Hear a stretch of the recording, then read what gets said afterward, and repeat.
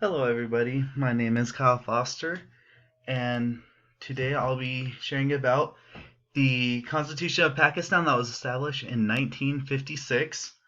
What was it like, and why did it take so long to become law? So, what led up to the Constitution? So, I listed here a series of events that happened right before the Constitution. So, the first important one was the Indian Independence Act of 1947. This is when Britain gave back many of the sovereign powers to both India and Pakistan to kind of let them more govern themselves and to be more independent countries from England. They went through three different governor generals, four prime ministers, and two constituent assemblies, and it took 9 years from when they first decided to write the Constitution to when it was actually in place. The first constituent assemblies were formed, first to help drafting the Constitution, and the second reason is to act as a parliament until the Constitution was in place. So next we have the Objectives Resolution. So Liaquat Ali Khan, I hope I said his name right, it's a hard name, and the first constituent assembly passed the Objective Resolution. So what this resolution entailed was objectives for what the future constitution should be based on, which is mostly on Muslim principles and how society and the country should be ran based on a Muslim perspective.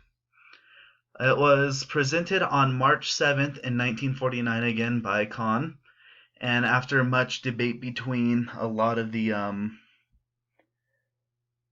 Muslim people in the assembly versus the minorities, it was passed 5 days later on March 12th, 1949. It was opposed by most of the minority leaders because of the lack of fundamental rights. Again, it was definitely biased towards the Muslim culture and the Muslim population, but they did promise them that they would receive their fundamental rights later on. Alright, so next, what was in the 1956 Constitution? So this Constitution consisted of 234 articles. They were divided into 13 parts and then into 16 schedules. So I just listed a few important or interesting facts about the Constitution.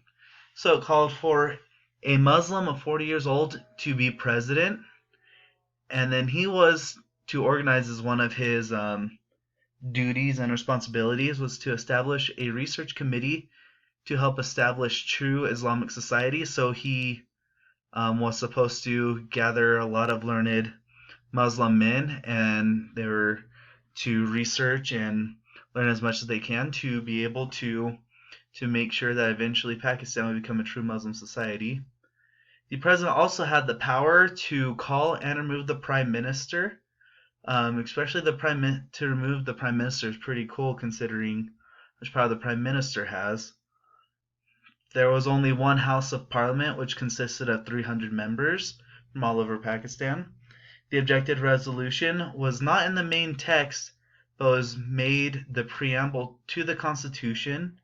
Even though the objective resolution is still considered one of the most important documents to the Pakistan culture, still was not made to be in the exact Constitution. So what took so long? The final draft of the Constitution was completed in 1954. Governor Millet Ghulam Muhammad dissolved the assembly in October 1954, so that set it back. And then after the draft was done, he disassembled it. Then another assembly was later formed in 1955 to continue the process of instituting a constitution. So that's kind of what took so long, is that they dissolved it, and then they later had to get another assembly going to continue the process. So the demise of the first constitution of Pakistan. So this guy was the first president, Iskandar Mirza, and he was elected in 1956. Soon after he was elected, he actually abolished the constitution that took 9 years to start, as well as the assemblies. He declared martial law in 1958. His martial law enforcer, Ayub, later declared himself president, and Mirza was exiled. And there are the resources.